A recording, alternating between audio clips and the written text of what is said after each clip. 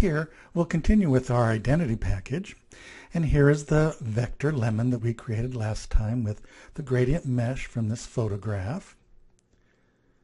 So we'll be using this lemon in a logo that we're going to create with some type. And we'll be manipulating type to create an interesting little logo with that lemon. So I'll just move that out of the way and I'll hide that for now and we'll work on the text. And I'll add another layer at the top of the stack and I'll just rename it text. And I'll get my type tool and I want to create two separate point type areas. I'm going to use Myriad Pro. That's a pretty standard typeface. It'll be fine for this. So I'll just click once and type the word cafe in all lower case letters. Then I want to create another point type area and I'm going to type limon, capital L, lowercase I, M-O-N. And I'll increase the size of those so you can see what's going on here. There it is, Cafe Limon. And they are two separate type areas. Now I want to bring those letters a little bit closer together. So I'm going to go to Window and down to Type and open my character panel so I can play with the tracking. The tracking is the spacing between groups of letters or characters. So I'll select, say, the cafe word. And in the tracking area, I'll click the drop-down menu and I'll choose something that looks okay. You can see as I roll over the various values how the letters tighten up there or spread further apart. I'll choose a -24 and I'll 25, excuse me, and I'll do the same for the limon.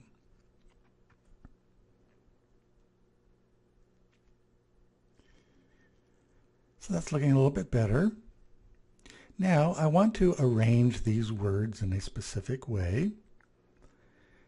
And I think I'll zoom in here so I can see this better. I want to arrange the limon so that it aligns with the F in cafe. And I want to bring it down so that the dot of the I is just covering the bottom of the F.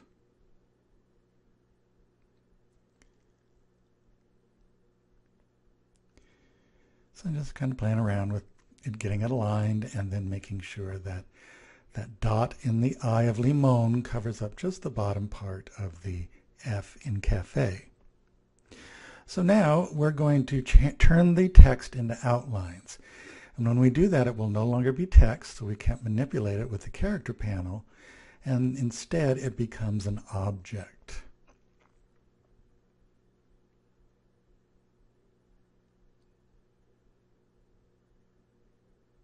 So I'll select both those words.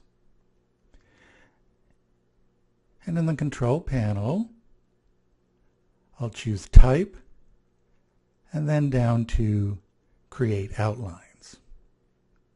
So now all of our letters are objects. They're no longer type technically. And we can see in the layers panel that each of these letters is now an object on the sublayer of that word. So we can see each individual letter now is an object sublayer.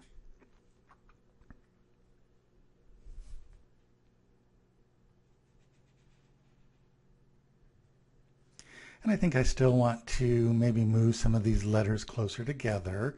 So in the layers panel, I'm just going to individually select the M, O, and N and move those a little bit to the left.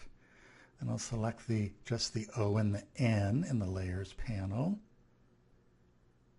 and move those to the left as well. And then finally the N, I'll just select the N and move that a little bit closer.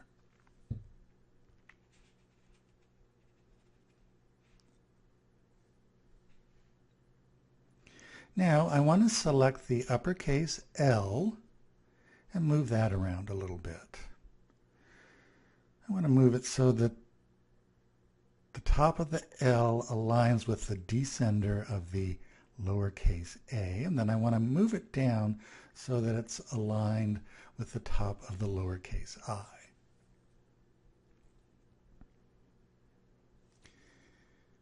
So that's looking good. I'm going to hide the cafe layer just for a little bit so I can work on the limon part of the text. So if I select the I in the layers panel, you can see that it selects both the I and the dot above it. They're one object, but I want to separate that one object into two because I want to manipulate the dot. So I'll go to Object and down to Compound Path and then Release. And now you can see in the Layers panel that that dot is now on its own sublayer, so it's a separate object from the rest of the eye.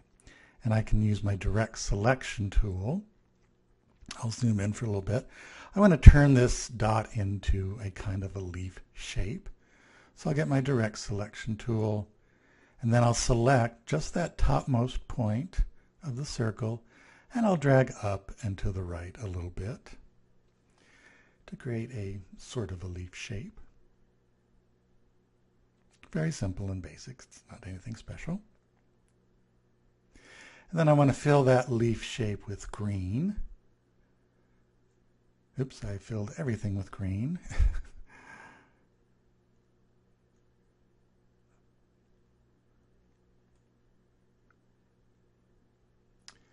I'll fill everything now back to black, and I'll select only the leaf and change that to green.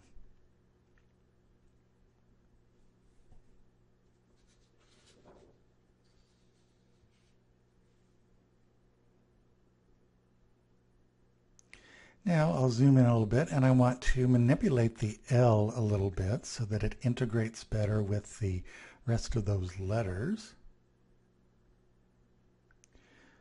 So I'll zoom in so I can see better what I'm doing. And with the Direct Selection tool, I'm just going to draw a selection around the right-hand side of the L and use my right arrow key to move it over so that it aligns with the last part of the N. And now I'll select just the bottom part of the L. So I'm selecting only those anchor points, and I'll use my up arrow to bring it a little bit closer to those letters.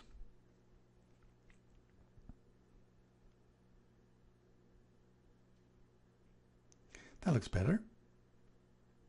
Now I'll show the cafe layer, and then I'm going to use my Direct Selection tool and select that little green leaf, and I'm going to put a white stroke around there so that it kind of cuts out part of that F there so that it makes it stand out a little bit better. And now all I have to do is replace the O in limon with the lemon that we made. So I'll select the O and I'll just delete that.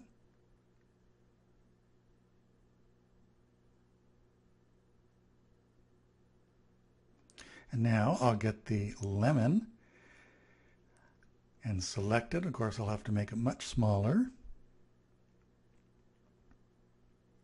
Angle it a little bit and put it where the O was. So this is our little logo for Cafe Limon.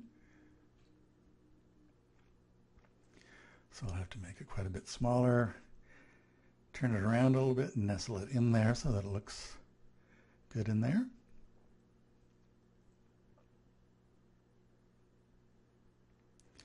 Zoom in so I can see what I'm doing.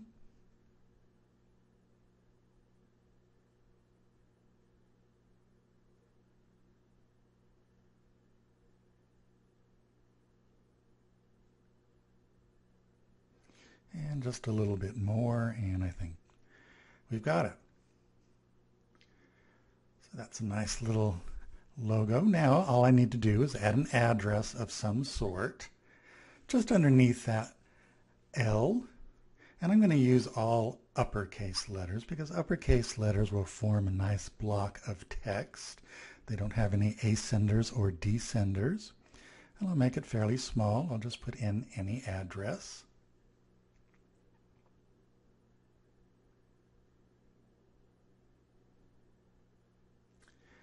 How about 555 Fifth Avenue in downtown New York? Or rather, that's more like Midtown. And then I'll move that text very close to the bottom of the L there. And then I'll open up my character panel. Go to Object Type and Character Panel. And now I'll track this out. It's defaulting to the -25 tracking that we had before. So I'll just use the tracking tool to track out that text so that it aligns nicely with the L there. And now all I have to do is select everything and then group it so that we can use it in our identity package. So there's the creation of the logo, and we just have one more video to watch and we'll create the identity package.